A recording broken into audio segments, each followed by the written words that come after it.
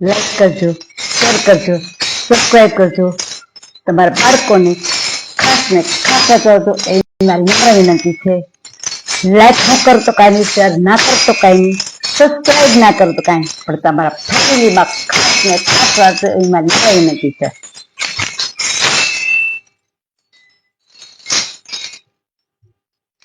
હે કનૈયા તું મારે ઘરે આવો, મારું ઘર પેલું છે. એ કનૈયા તું મારે ઘરે આવો, મારું ઘર પેલું છે. ઉપર લખ્યા શ્રીનાથજી ના નામ, મારું ઘર પેલું છે. ઉપર લખ્યા શ્રીનાથજી ના નામ, મારું ઘર પેલું છે. કનૈયા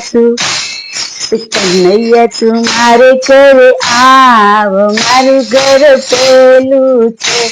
અરે આવ્યા, અરે જયમાં, અરે આવ્યા, એ રમઝમ કરતા આવ્યા, અરે ચમક આવ્યા, અરે હા.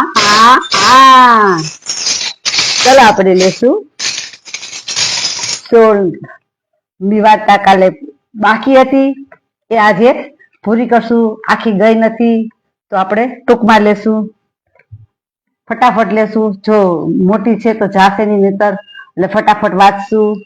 જો સમજાવીશ કાંઈ એમ કરશું, અડધી આજે લેશું ને અડધી કાલે લેશું તો થશે. સોબત તેવી 16મી, ચોરી છુપી કશું ન કરવું. કાલે નહોતી ગઈ, આમથી 2 જ કરી ગઈ હતી, એટલે આજે બીજી વાર લેવી પડી. સોબત તેવી અસર નાનપણની કેટલી વાર ખરાબ સોબતને કારણે છોકરાઓ ખોટી માર્ગે ચડી જતા હોય છે. મોહનના જીવનમાં એવું જ બન્યું. મોહનનું કુટુંબ ચુસ્ત વૈષ્ણવ અને માંસ મંદિરાનું ઘરમાં નામ પણ લેવાય, પરંતુ મોહન તો એક એવા મિત્રની સંગતે ચડી ગયો જેણે તેને અબડાવ્યો અને તેણે મોહનના મનમાં જાતનું ભૂસું ભર્યું અને માંસાહારી કરવો એ તો સુધારાનું લક્ષણ છે. આપણે માંસાહારી નથી કરતા, તેથી જ આપણે નમાલી પ્રજા છીએ. અંગ્રેજો આપણા ઉપર રાજ કરે છે, તેનું કારણ તેમને માંસાહારી કરે છે. એટલે તારે પણ માંસાહારી કરવો જોઈએ. એકવાર ખાઈ તો જોઈજો તો ખબર પડશે તેનાથી તમારા કેટલા જોર આવે છે. અને આવી દલીલો મોહને દિવસો સુધી સાંભળી અને તેના મનમાં પર ભારે અસર થવા મૂકી. માંસાહારી સારી વસ્તુ છે અને તેથી હું બળવાન અને હિંમતવાન થઈશ એવું ગાંઠ એના મનમાં વળી દે કે હું માંસાહારી ખાઈશ તો હું હિંમતવાન ને બળવાન થઈશ. માંસાહારી કરવાનો એક દિવસ નક્કી થયો અને મિત્ર મોહને તો એકાંત સ્થળે લઈ ગયો અને ત્યાં બંનેએ માંસ અને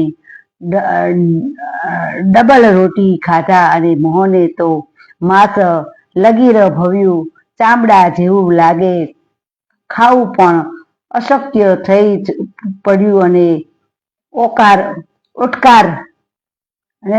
ખરાબ ઓટકાર આવવા માંડ્યા એમ, અથવા તો લાગી અને તે પડતું મેલવું પડ્યું. તે રાત પણ તેને માટે બહુ જ વસમી ગઈ અને ઊંઘ ન આવે. પેટમાં તો બકરું જીવતું હોય અને રુદન કરતું હોય એમ લાગતું. એને તો જ્યારે બકરું ખાતું ત્યારે એમ હતું કે મારા પેટમાં બકરું રુદન કરે છે એમ લાગતું. વચ્ચે ભટકી ઉઠે, પણ વળી થાક કે હિંમત ન હારવી, મારે તો બળવાન બનવું છે ને તેને મિત્ર. ચાલો બધાને જય શ્રી કૃષ્ણ. કાલ નહોતો ગયો એટલે આજ ફરી વાર વાંચ્યો છે.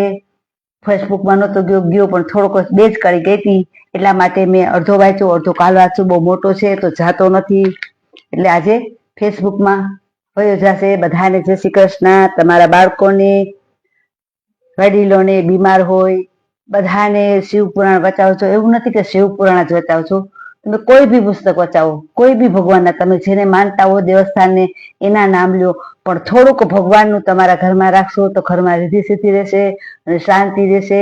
એ મારી નમ્ર વિનંતી છે. મારાથી કઈ બોલાય જાય, તમને કઈ કહેવાય જાય તો બે શબ્દ માફી માંગુ છું દિલથી. બધાને જય શ્રી કૃષ્ણ.